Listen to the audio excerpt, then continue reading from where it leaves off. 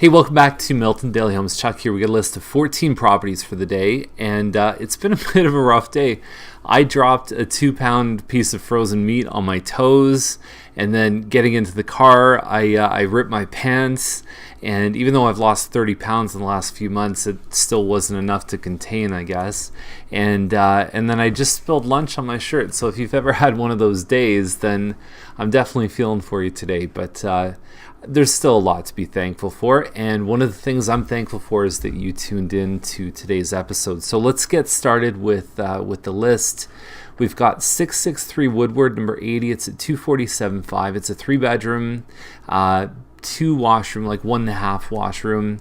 You can see by the pieces here, this is the thing. So 1 3-piece washroom and 1 2-piece washroom. So what that means is that you have the 2 pieces is sink and toilet. That's the given. The 3rd piece is usually a shower, and the 4th piece can be a separate shower and tub, or it can be a combined shower and tub. So it's not about the number of like the tub enclosure actually has 2 pieces, because it's the number of fixtures that come out of the wall. That's what matters. A 5th piece might be a second sink. Sometimes we see a 6-piece bathroom, which in some cases can mean a bidet, which is always fun. So anyway, the 2 things this one has that are keeping the value a bit lower is that it's surface parking, so there's no garage there. That is a good thing because it tends to open up your floor plan a bit. You're not doing an L-shaped design around the garage. You actually have a completely square main floor, but a covered garage, a place to store things for your car, is always going to sell for more than a place without. And then it also has the electric baseboard heat, and so that can be more expensive if you're not properly working with it. If you just let your electric baseboard run all day while you're at work, you're going to find that it's substantially more expensive. So not much to really, I mean, there's not a lot under $250. If it's half decent, it sells really fast in Milton, baseboard heat or not. And I think that price point alone creates its own momentum. This one on Spire is $362. It's one of the ends, like a Moonseed or a Brentridge end. It's just a little bit under 1,300 square feet. You've got a storage room basically on the main level with access to the garage. This is your main floor, which is your second level. There's a balcony walkout here. You've got a kitchen. This is the only model with an eat-in kitchen, and then dining and family room. So there you go. So the camera person is standing where the eat-in area is, and then you've got got a nice looking kitchen here, lots of space, open concept design. This is the 3-bedroom, and it comes in a 2-bedroom version and a 3-bedroom version. Once you start chopping up the upstairs into 3 pieces, it gets a little bit tight up there. So they're not massive rooms. If you look at the actual room measurements here, you're 10.3 by 8, and you're 9 by about 8.5. So maybe for small kids, but a teenager would feel a little bit tight in there, and the doors are on an angle too, so you kind of cut off. It's not a completely square room. Cooper is the next one at $399. The price looks comparable to what else has sold. Cooper is a Croft side, and so it's 1,360 square feet. Good location. There's a splash pad right at the end of the street. You can walk to Guardian Angels. You can walk to Hawthorne Village.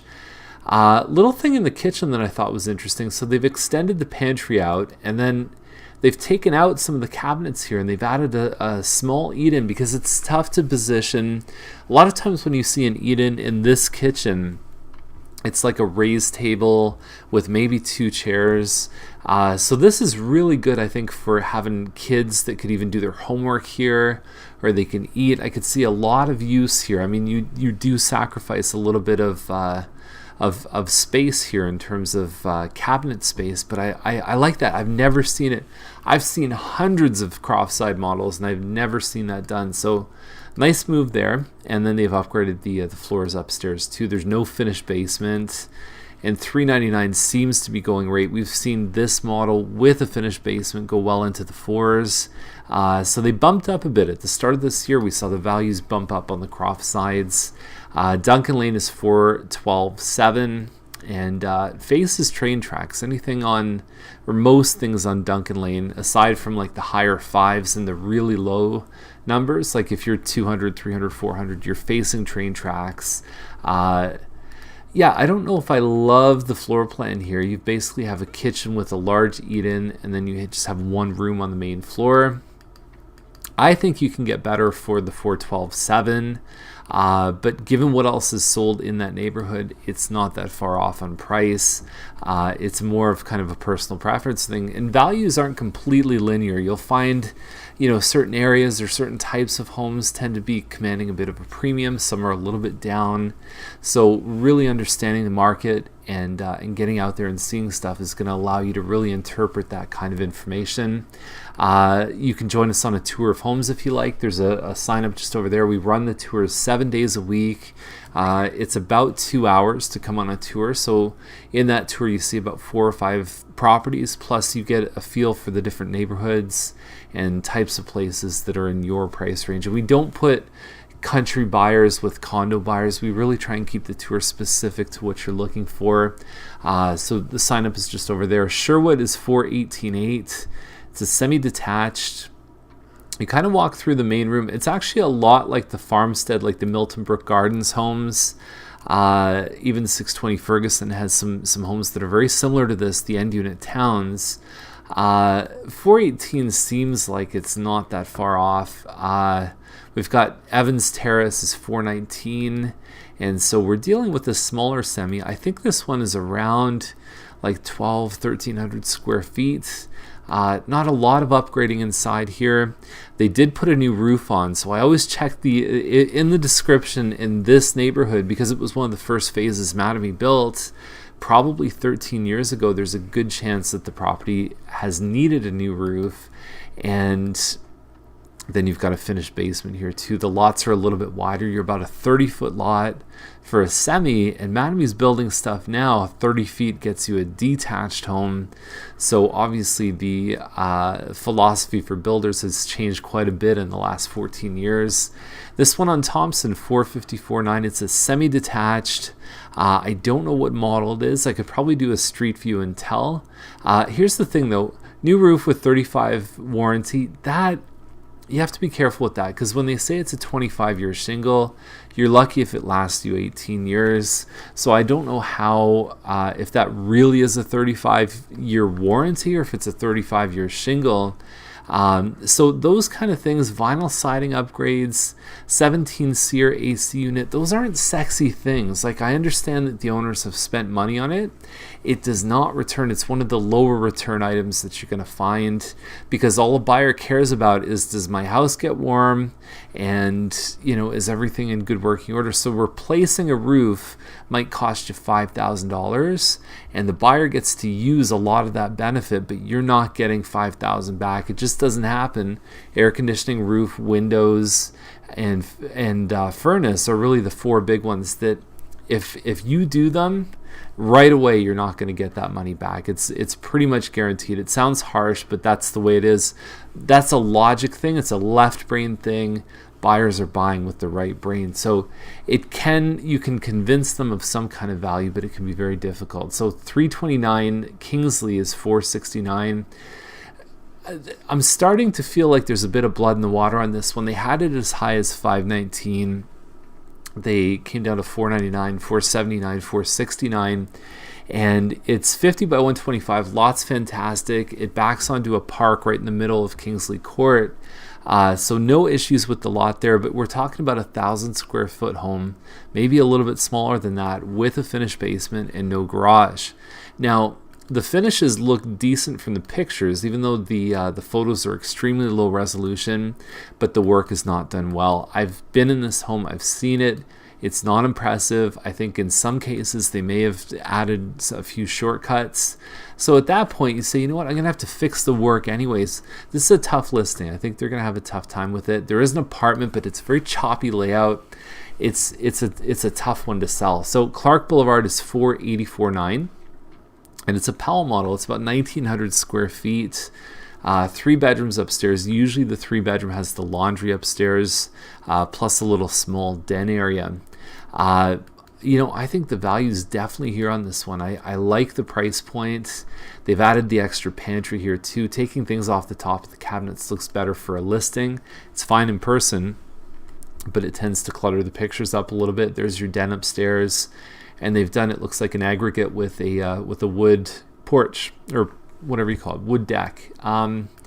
Yeah, good price on this one. It's going to sell in a week. I'm very confident of that. 604 Yates is a semi with about 2,500 square feet of total finished space. So that usually means the home is, maybe 1,900, 2,000 plus the basement down below.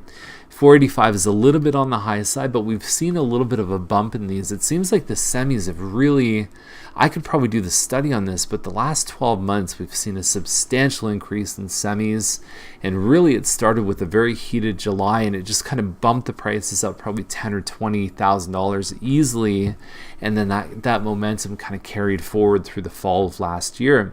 So Swindale is 529. Arista Conway, so it's about 2,000 square feet, and you have a kitchen that opens up to a living dining right here. It can be a little hard to position furniture because you're not dealing with a huge house, and then you have to work around that garage floor plan. And anyway, so it's got a family room upstairs plus 3 bedrooms. So immediately when you're on the second floor of a home like this, where you're really building around the garage is probably 20 by 20. That's 400 extra square feet. So that's why you can find things like a second floor family room when the sides of the lot tend to compress down to like a 36 foot. 529 is good. Double garage, especially 2 separate garage doors, 2 double doors in the front. It's going to attract an audience. The only thing is the main floor layout that may not work for everybody, but there's not a lot of double garages. This is pretty much, I mean, this is one of the lowest priced double garage homes in Milton right now. And for that reason, I think they're going to do very well. Got this one on Blaine. It's probably about the same size as the previous one. Slightly better floor plan, I think anyway. Kitchen, and then you have one big room here that's designed to be a family room with a dining room right beside. Nice finishes, and then you also have your finished basement here too. So even if you just say, you know what, these guys are a little bit better finished than the previous, and in the basement, that's got to be worth probably $30,000. So I think it's competitive. They are going to find larger homes they're competing against, but they're not going to have the double car garage. 376 Gooch is 649. It's a wood lily, so it's about 25 something square feet. 4 bedrooms. It's got hardwood floors on the main. There's granite counters in the kitchen. And you can look up the floor plan. The other thing too, if you're curious, this is what happens in my mind, and maybe I'm just all messed up. If you Google the word Gooch, and most of the streets in Milton are named after war heroes and important people in Milton's history, I just can't get the meaning of Gooch out of my head. So if you're curious, look it up. I'm not responsible for what happens when you see the meaning, but that's what happens in my head. So Gasaway is 750. And this is a really interesting floor plan. It's a little over 2,800 square feet plus a finished basement. There's not really a backyard. So on these corners, they have they call it a courtyard here. So it's extremely private. You're basically bordered by the home on 3 sides. And then you've got a little bit of a fence right here. So it's very private, but it's not huge. Now the layout's interesting. There's a finished room right above the garage here, which is awesome. Like for a for a home business, you could have a little place to exercise up there, plus the finished basement. So there's a lot of places in this home where people can go and hide. This room up here actually doesn't join up with any of the other stuff like the master bedroom. It's sort of exclusively up there. So even for a nanny suite or something like that, could work really well. Nice finishes in here. That's the front living room. And then you have a dining room, and then it's all open concept kitchen and family room. There's an eat-in off to the side there. That's the door to get out to the courtyard backyard. So check out the virtual tour. Love the way that they kept the backsplash going through here. So it's a lovely home. There's beautiful upgrades, lots of money spent on this one here. There's your finished basement, and it's really on this one, it comes down to the yard, but there's certain advantages with this layout and this model too. So what we tend to find is it does tend to float around the same price as 2,800 square foot homes without that sort of special layout and courtyard. 28 nice finishes plus finished basement. It is possible to get up to the 750. I don't think it's sort of screaming like under market value, but it is possible. And this type of layout doesn't come up often, so there's that unique factor that could be working to their advantage. So that's the list. That's 14 properties. And if you have any questions, give us a call, and we'd love to have you come on a tour of homes in Milton. We're running them this weekend. There's a few different time slots on Saturday and Sunday if you're interested. So anyway, buyer class is next Thursday too. I'll send you some details about that. Great resource if you're looking to buy your first, second, or even your 10th home. There's still people that come to that class after buying multiple times and they say, wow, I had no idea that some of this stuff was even stuff I should consider. Anyway, have a great day. We'll see you tomorrow.